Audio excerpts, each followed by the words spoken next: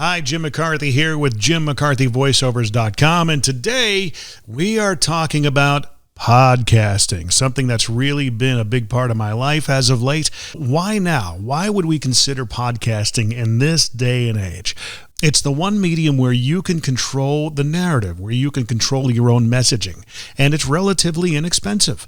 It can pretty much be done from anywhere. Right now, I'm in my living room / kitchen area. There's hardwood floors. The room isn't treated very well. I put it here for a reason. I want to show you the sound quality that you can get just by using a very inexpensive microphone such as this.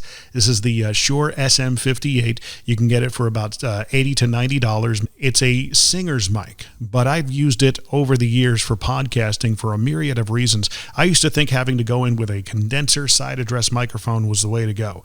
This is actually, it's a workhorse of a mic, and as you can tell, it sounds really good. I've used it in many different applications. This entire setup I'm about to go over, I've used in a myriad of different settings that aren't treated rooms. Now, the next piece of equipment that a lot of people are using these days is something like this. It's a remote recorder. This one's called the Zoom H6 Handy Recorder, and it's actually something that it works very well for kind of like on-the-run podcasting. If you want to do remote interviews, maybe you're at a convention or something like that, and you want to do something really quickly, you can put different types of microphones up here, which are right over here. I've used it for remote voiceover recording in the past. It gives you 6 channels of inputs. I wouldn't use it for something like this, and here's why. We're looking for a turnkey solution for you to go ahead and start podcasting without too much headache. Rode, which is one of the world's premier microphone manufacturers, among other things, came up with something last year that is just astounding. It's called the Rodecaster Pro, and I'm recording on it right now. It's this particular unit right here. It's basically a radio board built for podcasting. So in radio, we would have a selection of different sliders for our microphones, whoever would be on the show with us. We've had other different inputs as well for CD players, back in the day, turntables, even cassette players and things of that nature, cart machines. You guys are wondering what a cart machine is. Hit me up, I'll tell you. Not very important for this video. But anyway, in this particular case, you have USB input. You can connect a phone. This is really cool. You can actually connect your phone via Bluetooth. You can bring people on via phone call and get it all taken care of that way. Over here, these are hot buttons, things like this is where it comes up over here on this particular slider.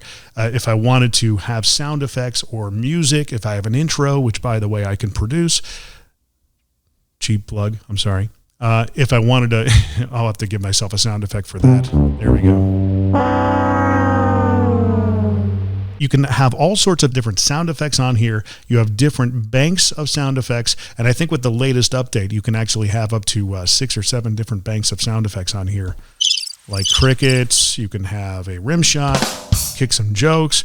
And hey, it is the Jim McCarthy Voiceovers Weekly Primer.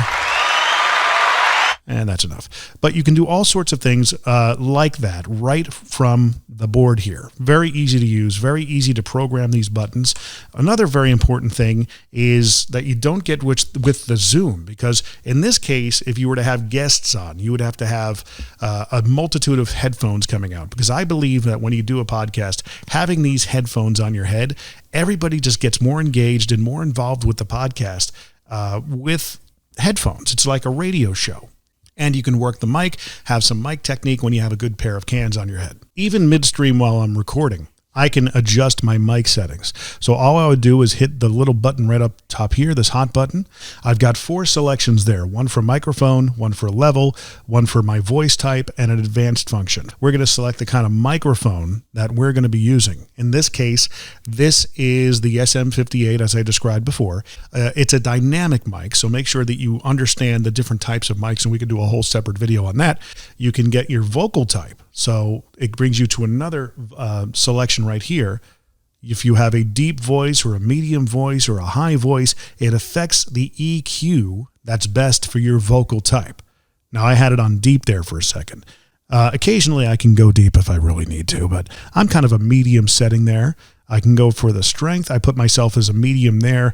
If I go to strong, it'll cut back on the levels of the mic. So if I want to get up close to it and start, really getting and pounding the mic itself, it can automatically kind of pull back and limit the input coming in. You've got 4 different headphone controllable volume outputs.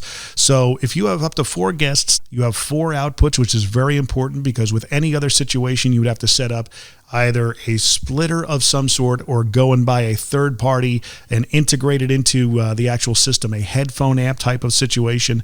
And it just becomes a complicated mess of wires and just, trust me, I've been there. It's not fun. This really solves that problem nicely. Okay, Jim, how do I record onto something? Good question. You have 2 ways of doing it. You can actually connect your laptop and record onto some sort of recording software that you may have downloaded, which I can recommend. I always recommend SoundForge. There are several other platforms you can record to directly from the Rodecaster right into your laptop. I typically like to go with the SD card. I put it in, pop it out when I'm done, put it into my computer, transfer everything over. For me, that's just the way I like to work. That's my workflow. Now, Jim, what happens when I'm all done recording? Well, okay, this is a turnkey type of video. When it comes to editing and getting the podcast all put together and deployed out onto all the different platforms, it's certainly a way you can go about doing it yourself. I can help from getting your podcast recorded, produced, and deployed. That is a basic overview of what this board can do. You can even output it to a PA system and do live shows and things of that nature. But for somebody who's in business and is trying to pivot in this time that we're going through, this is a very inexpensive way to go about it. I have actually partnered with a good friend of mine at Guitar Center. His name is Greg Glaser, and he is willing to offer industry accommodations for you. Take a look in the description.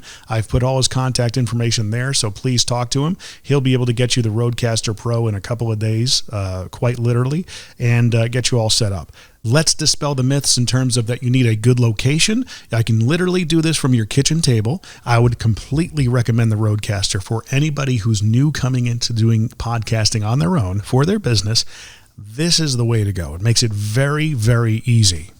Thank you so much for watching. If you have any questions, please go to jimmccarthyvoiceovers.com. You'll be able to find all my contact information there, as well as follow me on all the different social media that I'm on. On TikTok, I've been doing these kind of silly different videos because that's what you do on TikTok. If you found this information to be helpful and valuable to you, please leave a comment below and, of course, share it with your friends. I'd really appreciate it. Thanks for watching.